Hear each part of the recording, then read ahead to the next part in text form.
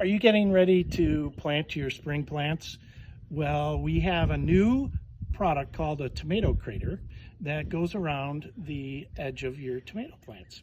And it is a two-piece plastic made out of ABS, and it actually has slots in it so that the fertilizer and water can evenly spread around the base of the plant.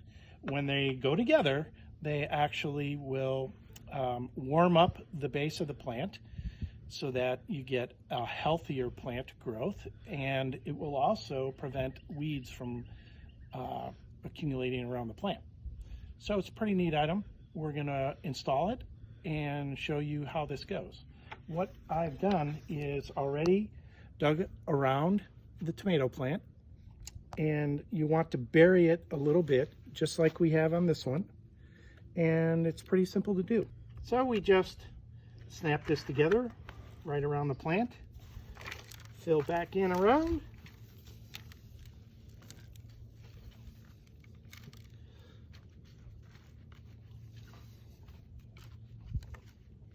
and it's easy as that.